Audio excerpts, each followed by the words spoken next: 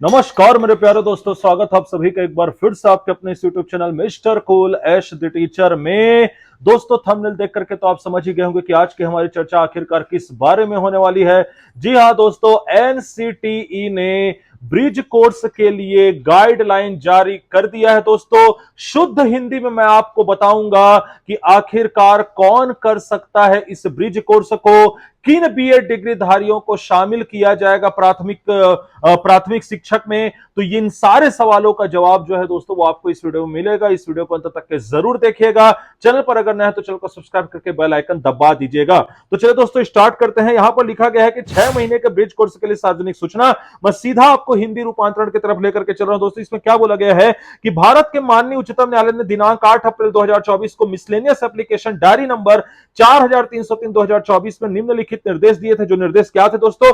चूंकि यह प्रतीत होता कि बड़ी संख्या में बीएड डिग्रीधारी को पहले ही उन योग्यताओं मानदंडों के आधार पर नियुक्त किया जा चुका था जिन्हें शैक्षणिक प्राधिकरणों द्वारा निर्दिष्ट किया गया था, हम यह उचित नहीं समझते कि उनकी नियुक्तियों को रद्द किया जाए। हम तदनुसार यह मानते हैं कि इस पीठ द्वारा 11 अगस्त 2023 को दिए गए निर्णय का प्रोस्पेक्टिव ऑपरेशन होगा। प्रोस्पेक्टिव ऑपरेशन का मतलब यह है दोस्तों, जो कि मैंने आपको पहले भी कई बार क्लियर किया हुआ है अपने वीडियो में, कि 11 अगस्त 2023 के पहले जिनकी नियुक्ति हुई थी ऐसे बीएड डिग्रीधारी सहायक शिक्षकों को किसी प्रकार की कोई भी दिक्कत नहीं होगी, लेकिन उन्हें ब्रिज कोर्स से गुजरना था। आगे क्या बोला जा रहा है, लेकिन इस निर्णय का प्रोस्पेक्टिव ऑपरेशन केवल उन उम्मीदवारों पर लागू होगा जिन्हें बिना किसी योग्यता एवं शर्तों के नियुक्त किया गया था और जिनकी नियुक्ति किसी न्यायालय में अंतिम निर्णय लंबित नहीं थे, अर्थात सब्जेक्ट टू आउटकम नहीं थी। ये सारी चीजें हमको पता है।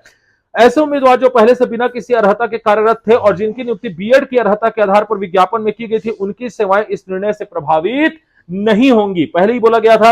यह हम यह स्पष्ट करते हैं कि यह लाभ केवल उन्हीं उम्मीदवारों को मिलेगा जिनकी नियुक्ति 11 अगस्त 2023 के निर्णय से पहले हुई थी। जैसा कि मैंने आपको पहले ही बताया, ऐसे उम्मीदवारों का केवल चयन या भागीदार इस आदेश के तहत उन्हें कोई लाभ नहीं देगा। इसके अलावा जिन उम्मीदवारों के पास बीएड की योग्यता है और जिनकी नियुक्ति इस आदेश के तहत संरक्षित की गई है, उन्हें एक ब्रिज कोर्स करना होगा। शैक्षणिक प्राधिकरणों को निर्देश दिया जाता है कि वे प्रत्येक राज्य एवं केंद्र शासित प्रदेश में 1 वर्ष के भीतर इस कोर्स को डिजाइन करें। और दोस्तों 8 अप्रैल 2024 को यह बात की गई थी और आज आपको पता है कि क्या हो चुका है, 11 अप्रैल 2025 आ चुका है और 1 साल के अंदर इस कोर्स का निर्माण करना था। तो इसीलिए एनसीटी ने आनंद फानन में ये पूरी की पूरी जो नोटिस है वो जारी की है। उसके बाद बोला जा रहा है कि जो उम्मीदवार समय सीमा में कोर्स में भाग नहीं लेंगे या पूर्ण नहीं करेंगे, उनकी नियुक्तियों को अमान्य कर दिया जाएगा। ये सुप्रीम कोर्ट का ऑर्डर था दोस्तों। हम यह भी स्पष्ट करते हैं कि इस आदेश में दिए गए निर्देश केवल एक मामले में तक सीमित नहीं रहेंगे, बल्कि भारत के सभी राज्यों और केंद्र शासित प्रदेशों में इसी प्रकार के मामलों पर लागू होंगे। लंबित आवेदनों का भी इन्हीं शर्तों के अनुसार निपटारा किया जाएगा।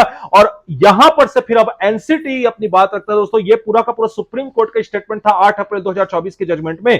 क्या बोलता है यहां पर अब एनसीटी कि उपरोक्त निर्देशों के अनुपालन में राष्ट्रीय अध्यापक शिक्षा परिषद अर्थात एनसीटी ने प्राइमरी टीचर एजुकेशन में 6 महीने का ब्रिज कोर्स डिजाइन किया है।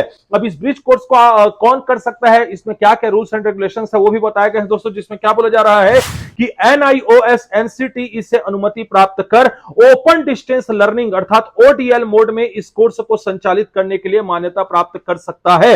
अर्थात एनआईओएस से भी आप 1 साल का ओडीएल इसमें कर सकते हैं, ब्रिज कोर्स कर सकते हैं। यह कोर्स केवल उन प्राथमिक शिक्षकों के लिए होगा जिन्हें 28 जून 2018 को जारी एनसीटी की अधिसूचना के अनुसार बीएड डिग्री के साथ नियुक्त किया गया था और जो 28/11/2023 को माननीय सर्वोच्च न्यायालय के निर्णय की तिथि से पहले ही सेवा में थे। तो याद रखेगा, अगर आपकी नियुक्ति 28 जून 2018 के गाइडलाइन के अनुसार हुई है और आप 28 नवंबर 2023 के पहले कार्यरत थे, तभी आप ये ब्रिज कोर्स कर पाएंगे। एनसीटीई और एनआईओ से एक उपयुक्त व्यवस्था विकसित कर सकेंगे ताकि यह सुनिश्चित किया जा सके कि कोई भी ऐसा उम्मीदवार जो 8 अप्रैल 2024 के निर्णय के अंतर्गत नहीं आता, वह इस कोर्स का लाभ न उठा सके। संबंधित विभाग के सक्षम प्राधिकारी के आदेश इस संदर्भ में प्राप्त किए जाएंगे। प्रतिभागी शिक्षकों को एनआईओएस कोर्स शुरू होने की तिथि के 1 वर्ष के भीतर ही कोर्स पूरा करना होगा। यह कंपलसरी कर दिया गया है और यह भी एश्योर किया जाएगा कि केवल वे ही लोग इसका लाभ उठा सके जो कि जेन्युइन इस कैटेगरी में आते हैं। जैसा कि आप लोगों ने सुना, ऊपर बिंदु में बताया गया शिक्षक इस बारे में एक अवसर का लाभ उठा सकते हैं। जैसा कि माननीय सर्वोच्च न्यायालय से निर्देश दिया गया है कि कोई भी उम्मीदवार जो समय सीमा के भीतर कोर्स पूरा करने में विफल रहता है, उसकी नियुक्ति संबंधित शैक्षणिक प्राधिकारियों द्वारा अमान्य की जाएगी। इस संदर्भ में पर्याप्त प्रचार एनसीटी एनआईओएस द्वारा सुनिश्चित किया जाएगा। और बोला जा रहा है कि ब्रिज कोर्स की अर्हता केवल ऊपर 2 में लिखित शिक्षकों के लिए ही होगी, अर्थात जैसा कि मैंने बताया कि 28 नवंबर 2023 से पहले नियुक्त, ताकि वे अपनी मौजूदा नौकरी सुरक्षित रख सके। यह ब्रिज कोर्स उन शिक्षकों के लिए मान्य नहीं होगा जो भविष्य में प्राथमिक शिक्षकों के रूप में नियुक्ति प्राप्त करने की इच्छा रखते हैं। तो इससे आपको क्लियर जवाब मिल गया होगा कि यदि आपने अभी बीएड किया हो और आपकी नियुक्ति यदि बर्खास्त कर दी गई है या भविष्य में प्राथमिक शिक्षक बनने का सपना देख रहे तो आपके लिए ब्रिज कोर्स नहीं है दोस्तों। इसके अलावा यह सूचना सभी संबंधित हितधारकों की जानकारी के लिए अधिसूचित किया जाता है। तो मुझे पूरी उम्मीद है कि आपको एनसीटी का ये जो गाइडलाइन है ये पूरी अच्छी तरीके से समझ में आ गया होगा। बहुत सारे लोगों ने मुझे मैसेज किया था कि सर इसे शुद्ध हिंदी में कृपया हमें समझा दीजिए, हमारे सारे डाउट्स को क्लियर कर दीजिए। और जैसा कि आप लोगों ने देखा दोस्तों कि एक एक लाइन में आपके सारे प्रश्नों को उत्तर स्वयं एनसीटी ही नहीं दे दिया होगा। तो आशा करता हूं कि आपको ये वीडियो पसंद आई होगी। अगर वीडियो पसंद आई है तो वीडियो को ज्यादा से ज्यादा लाइक और ज्यादा से ज्यादा शेयर करें। और हाँ, ये पूरा का पूरा जो पीडीएफ है वो मैं आपको हिंदी के फॉर्म में और इंग्लिश के फॉर्म में दोनों में टेलीग्राम चैनल में उपलब्ध करा दूंगा। इसलिए टेलीग्राम चैनल को जाकर के ज्वाइन जरूर कर लीजिएगा और अपनी किसी प्रकार की क्वेरीज को मुझसे शांत करने के लिए मुझे इंस्टाग्राम पर जरूर फॉलो करिएगा। मैं मिलूंगा आपसे नेक्स्ट वीडियो में, तब तक के लिए आप अपना और अपने से जुड़े लोगों का बहुत अच्छे से रखिएगा ख्याल। धन्यवाद।